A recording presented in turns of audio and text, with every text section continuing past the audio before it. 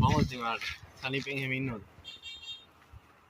ඉතින් අහන්න මම අද වීඩියෝෙන් මම ආව ඔයාලට සමහරක් ඔයාලා දැකලත් ඇති නොදැකත් ඇති දැකලා නැති කට්ටියට බලන්න දැකපු කට්ටිය නම් ඉතින් අමුතෙන් කියන්න දෙයක් නැහැ මේ මාතර නිල්වලා ගඟ හරහා ගහලා තියෙන වේල්ල දොරවල් 5ක් තියෙනවා මේක ගහලා තියෙන්නේ ලවණ මේක ලවණ වාදක කියලා කියන්නේ මේකෙන් මේක වේල්ලෙන් උඩහා තියෙන දැන් ඔය කුඹුරු කරනවනේ ඒ කුඹුරු කරන අයට කුඹුරු කරන්න තමයි ඔය මේ ලවණ වාදකේ ගහලා තියෙන්නේ.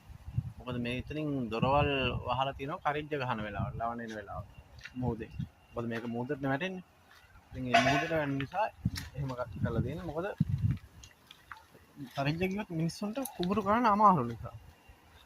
මම ඔයගොල්ලන්ට පෙන්නන්නම් දැන්. මේ අයිනටම යන්නත් බයයි මොකද මේ කිඹුල්ලු ඉන්නෝ අහලා තියෙනවනේ. අර මාතර ගඟේ ඉන්න කිඹුලිගේ පැටියා තල්ල සුදුයි බෙල්ලේ ගෝමර මොකද්ද කියලා කියනවනේ.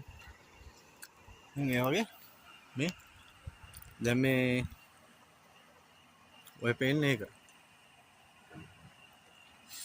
දැන් මේ ඔයගොල්ලන්ට පේනවා ඇති ඔය එක දොරක් වහලා තියෙනවා. මේ දොර ඇරලා එකක් ඇරලා තියෙනවා. මේ දොරවල් ටික ඔක්කොම වහලා තියෙනවා.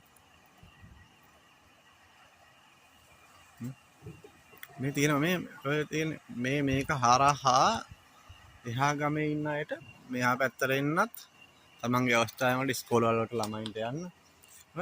ඒක සාමාන්‍ය මනසට ඇවිදලා යන්න පුළුවන් විදිහට පාලමක් මේ පාරක් තියෙනවා වෙනම ඒක උඩ. වාහන යන්න බෑ පුස් සයිකලයක් වොන්න තල්ලු කරන්න පුළුවන්. දැන් මේ තියෙනවා දොරවල් 1යි 2යි 3යි 4යි 5ක් තියෙනවා. ඔයගොල්ලන්ට පේනවනේ 5. ඔය දොරවල් 5ක්ම තියෙනවා. දැන් මේ ඔයගොල්ලන්ට පේනද මේ කහ පාටින් එකක් මේකෙන් තමයි මේක එහා මෙහා ගෙනියන්න පුළුවන්.